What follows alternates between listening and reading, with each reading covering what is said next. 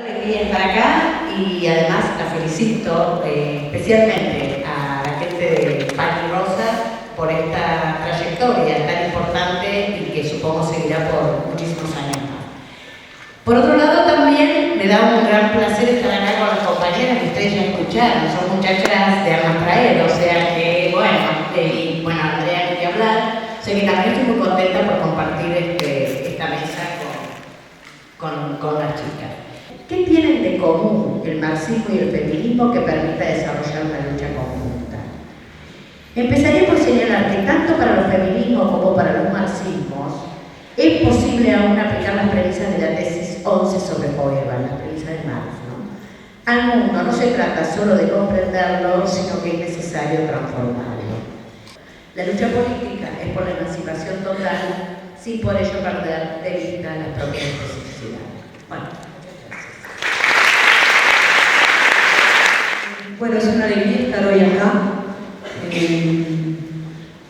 Una alegría por varias razones. No es todos los días que se presenta un libro de una compañera con la que una se siente identificada con ideas, con acciones. Así como para caminar, caminamos con las dos piernas. Para avanzar necesitamos tanto de la teoría como de la práctica.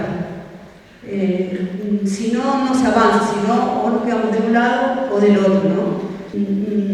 Sabemos, digamos, de lo difícil que es cada vez que hay mucho dinero dentro de un movimiento, por todo lo que eso implica, cómo se jerarquiza, cómo se va burocratizando también las luchas. Yo particularmente soy parte dentro del feminismo, el feminismo autónomo, que justamente cuestionamos los dineros, no aceptamos cualquier tipo de financiación, no vivimos del activismo, justamente por eso, ¿no? Para como un principio también ideológico de no generar, bueno, por varias razones, digamos, ¿no? Pero en los años 90, por ejemplo, entró muchísimo dinero cuando fue la primera conferencia de mujeres en Beijing. Además, una de las denuncias que se hacía, ¿no? Era que estaba financiada por la AID, que fue una de las financiadoras del Plan Cóndor, aquí en América Latina. Entonces, es importante siempre ver de dónde vienen los recursos, porque ¿qué será que están queriendo? Si alguien que en algún momento financió el Plan Cóndor ahora se está interesando por las mujeres, bueno, ¿hacia dónde, no? Como dicen, cuando la limosna es mucha. Hay que desconfiar. De eso se trata, de elaborar los procesos históricos, de dar a conocer las luchas de las mujeres que nos anticiparon, uniendo pasado, presente y generando y creando un futuro. Entonces, bueno, me voy despidiendo, saludando a todos y a todas, y también una de las cosas que me parece linda es ver varias caras de hombres acá, varios hombres presentes, compañeros en la lucha. Y entonces una de las cosas que se me ocurre es decir, qué bueno que ustedes no tienen miedo de perder sus privilegios. Y eso en eso les damos las bienvenidas a nuestra lucha. Bueno, para mí también es una alegría realmente que Andrea me haya invitado a estar acá en la presentación del libro. Muchas veces la gente que estamos en alguno de los lugares de la izquierda tenemos que cargar con esto que se dice la izquierda es sectaria. Cualquier lugar de la izquierda es sectaria. La verdad que Andrea, usted siempre se ha traído dos anarquistas, y no solo para esta ocasión.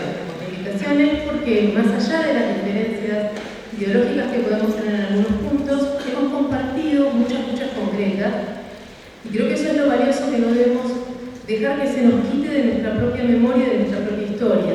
Las ocasiones en las cuales los distintos sectores de la izquierda, partidario y social, hemos podido converger en luchas concretas con objetivos iguales, que no siempre hemos tenido esos mismos objetivos con otros sectores que en ocasiones aparecen como aliados nuestros. Es valioso haber reunido la presentación del libro con el aniversario de Pan y Rosas, justamente como un acto de celebración y de recordación de la propia historia, de la propia memoria del movimiento, de los distintos movimientos sociales y políticos de la izquierda y revolucionarios por fuera del relato oficial, que parece que ha cancelado toda historia anterior al 2003. Nada tiene historia desde antes del 2003 y nada tiene un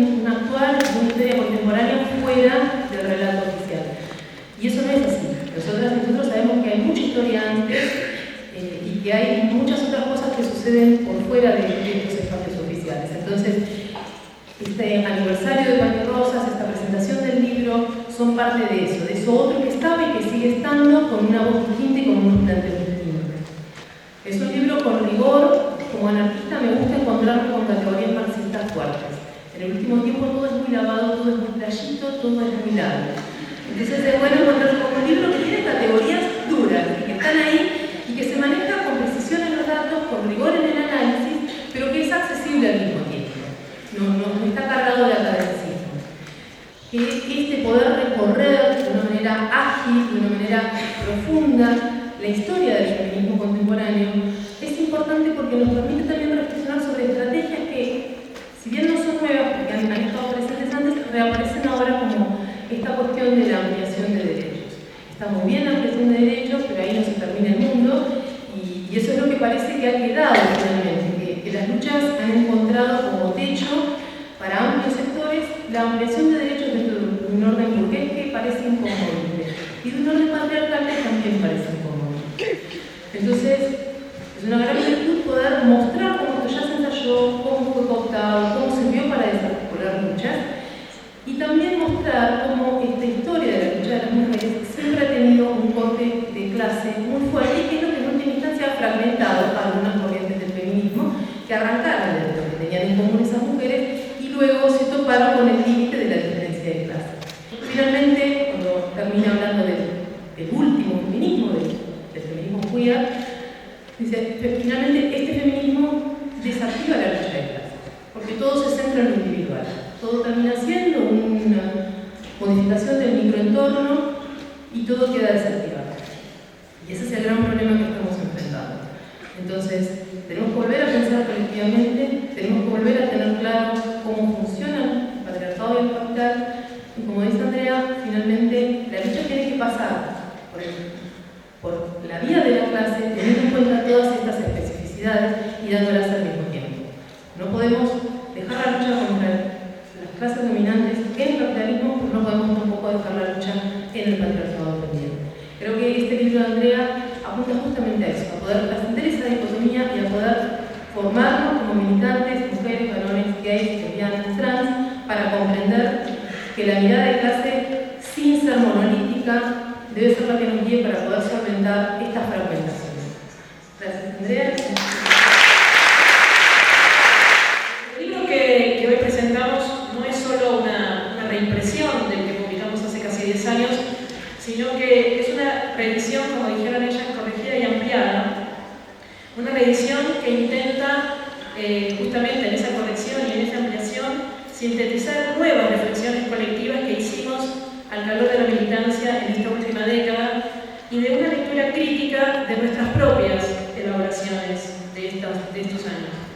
La más importante de esas reflexiones y de esas nuevas elaboraciones, la más importante es la que está destacada en la contratapa, que justamente mencionaron las tres, y que surgía esas nuevas ideas que incorporamos en esta revisión, surge de esa pregunta que está señalada ya en la contratapa: ¿qué debería plantearse el feminismo? La repito, que María Alicia la leyó, en tanto movimiento emancipador, si pretendiera verdaderamente denunciar y combatir la inequidad social, política y cultural de las mujeres bajo el dominio patriarcal actual.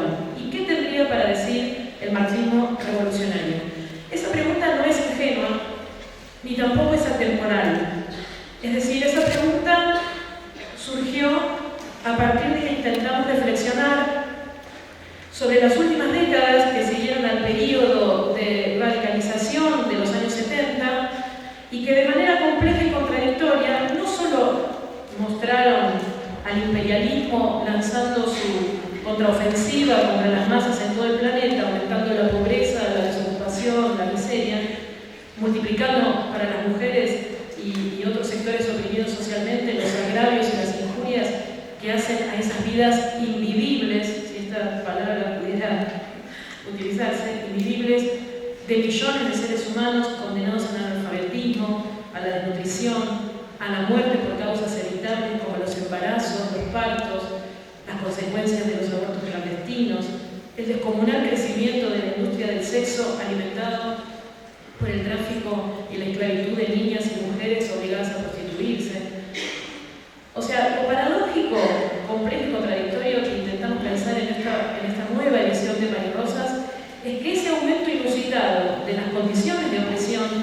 en las condiciones que pesan sobre la mitad de la humanidad, se dio simultáneamente con el desarrollo de una política, como decía María Luisa, como decía también Mariam, una política de ampliación de derechos que permitió alcanzar algunos derechos democráticos antes impensados, aun cuando pueden ser, en este caso, ejercidos por ciertos sectores y no por todas las mujeres, por ciertos sectores de clases, o en determinados países y no en todos, o que tengan un alcance limitado en el tiempo, ¿no?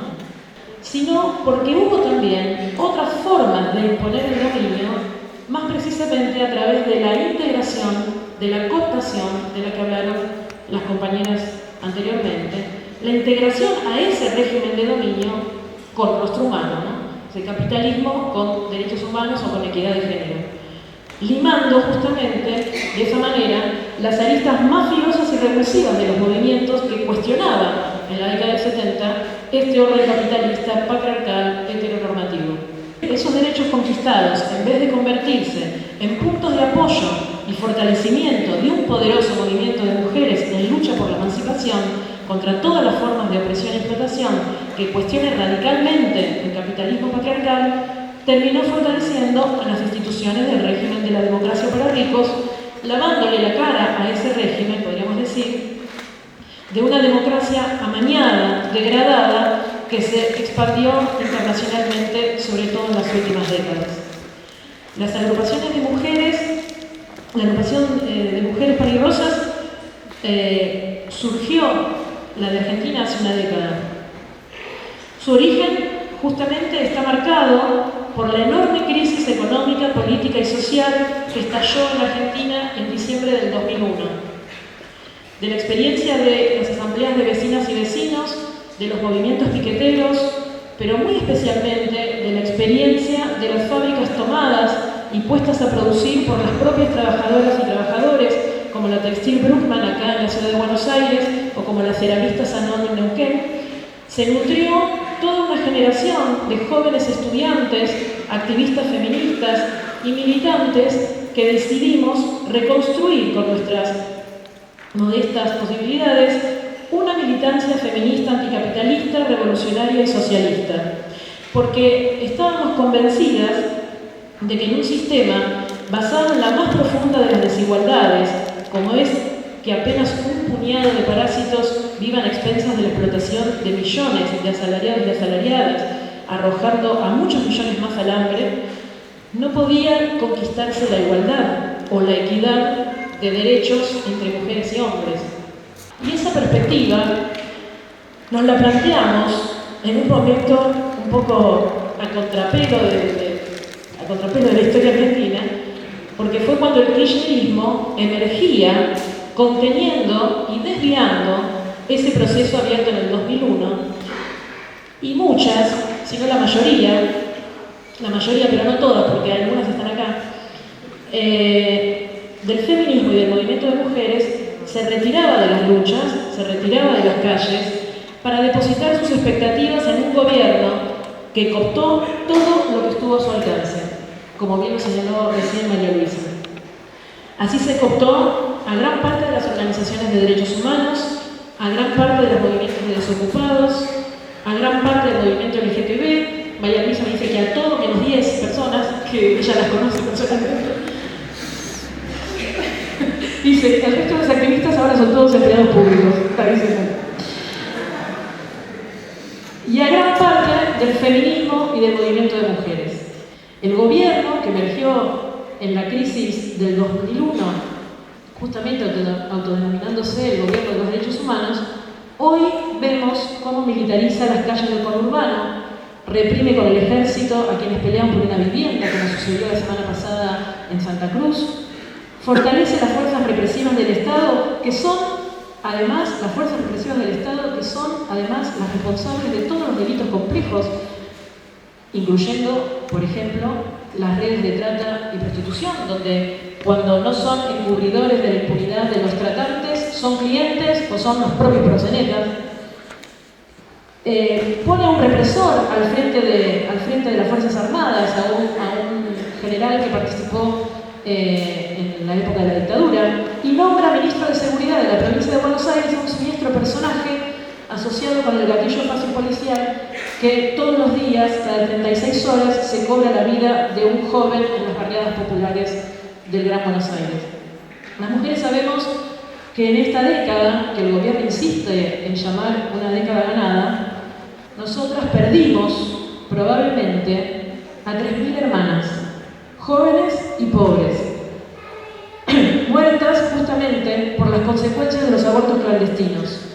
Un verdadero femicidio del que solamente la Iglesia y el Estado son responsables por obstaculizar la legalización del aborto. Sabemos que en esta década aumentaron también inusitadamente los casos de secuestros de mujeres jóvenes por las redes de trata. Más de 600 mujeres desaparecidas y muchas de ellas asesinadas para una industria, entre comillas, que crece al ritmo que crece el turismo internacional y también crecen las rutas del petróleo y de la soja en el país. Las mujeres sabemos que la mitad de las que trabajamos, y muchas de ellas están acá presentes, y es un orgullo, y por eso hemos mencionado especialmente a las trabajadoras, en su mayoría inmigrantes, de la Textil Elementos. Las mujeres sabemos que la mitad de las que trabajamos lo hacemos en las mismas condiciones de precarización laboral que impuso el neoliberalismo menemista de los 90, sin derecho ni siquiera a organizarnos para reclamar por nuestros derechos. Nuestro combate diario no solo es en la lucha de las calles, sino también en la lucha política y en la lucha de ideas. Por eso, este cruce que señalaba María Luisa entre nuestra militancia y la importancia que le damos también al debate teórico, a la confrontación de ideas con otras corrientes y a la elaboración desde nuestros fundamentos marxistas actualizando el pensamiento marxista a la luz de los nuevos acontecimientos. Esa lucha, ese combate diario que tiene entonces estas dimensiones de la lucha de ideas, lucha política y lucha en las calles, tiene el objetivo último de poner en pie un poderoso movimiento de mujeres que pelee por la emancipación femenina para que las mujeres podamos luchar por la revolución social en igualdad de condiciones con el resto de los oprimidos y explotados y luchar por la revolución social por la revolución social para iniciar el camino de la liberación definitiva de las mujeres y de toda la humanidad hoy apresada por las cadenas que nos oprimen. Ese es el propósito de este libro y por eso lo calificamos como un libro militante. Bueno, muchas gracias, pero antes de terminar, quería agradecer especialmente a las tres compañeras que nos acompañan. María Alicia es profesora de esta casa, pero además me retó porque no incluimos en su presentación que ella integra la campaña nacional por el derecho al aborto. Sabemos que la campaña está presentando por cuarta vez en el Congreso el proyecto de ley que Panirrosos también apoya y que sin embargo fue cajoneado durante todos estos años y no fue tratado por decisión del gobierno y de los lobbies que hace la Iglesia para presionar en contra de esto. Saludar y felicitar a las compañeras por sus exposiciones. Y quería retomar una frase que dijo Marianne. Dijo: las mujeres somos vistas a través de los ojos de los hombres. Inmediatamente me vino a la cabeza una frase de León Trotsky. Nosotros pertenecemos a una corriente trotskista y me vino a la cabeza inmediatamente una frase que decía, hablando al proletariado ruso en la Revolución Rusa, le decía en un discurso: si queremos transformar verdaderamente la vida, debemos aprender a mirarla a través de los ojos de las mujeres. Nada más.